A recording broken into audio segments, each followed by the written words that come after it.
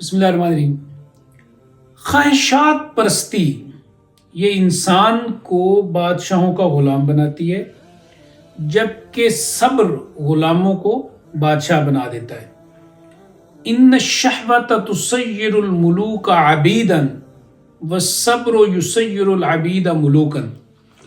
اب یہ بات حضرت یوسف علیہ السلام اور زلیخا کے قصے سے بھی یہ بات ثابت ہے کہ کیسے زلیخا کی ایک بری خواہش جو ہے، ایک برا جذبہ یا احساس جو ہے، اسے کہاں پہ لا کے کھڑا کرتا ہے اور وہ الٹیمیٹ اس خواہش کی اسیر ہو کر وہ آگے چل کے غلام ہو جاتی ہے۔ اور ظاہر بات ہے جو بندہ خواہش نفس ہوتا ہے الٹیمیٹ وہ اپنی ذات کا غلام ہوتا ہے اور اپنی خواہشات کا غلام ہوتا ہے۔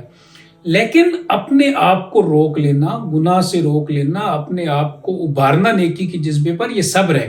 کیونکہ صبر کے اندر اپنے آپ کو گناہ سے روکنا بھی ہے، نیکی پر اپنے آپ کو ابھارنا بھی ہے، اور اگر کوئی بھی مشکل آ جائے تو اس پر یہ کہنا انا للہ و انا الیہ راجعون، ہم اللہ کے لیے اور ہمیں اسی کی طرف لوٹ کے جانا ہے۔ جیسے کئی آزمائشوں کا ذکر اللہ تعالیٰ نے فرمایا کہ ہم ضرور تمہاری آزمائش کریں گے، وَلَنَبْلُوَنَّكُمْ بِشَيْءٍ مِّنَ الْخَوْفِ، اس میں خوف بھی ہوگا، وَالْجُوعِ بھوک بھی ہوگی، وَنَقْصٍ مِّنَ الْأَمْوَالِ مال بھی ہم کم کر لیں گے اور جانیں بھی کم کر لیں گے، وَنَقْصٍ مِّنَ الْأَمْوَالِ وَالْأَنفُسِ وَالثَّمَرَاتِ پھل بھی کمی کریں گے، پھلوں کی بھی کمی کر لیں گے، وَبَشِّرِ الصَّابِرِينَ جو صبر کرنے والے ہیں تو ان کو بشارت دیجیے۔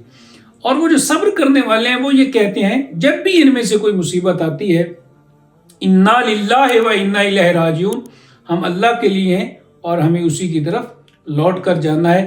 اللہ تعالی ہمیں خواہش نفس جو بری خواہش ہے اس سے محفوظ فرمائے، ہماری حفاظت فرمائے اور صبر کو ہمارے وجود کا حصہ بنا دے۔ وآخر دعوانا ان الحمد للہ رب العالمین۔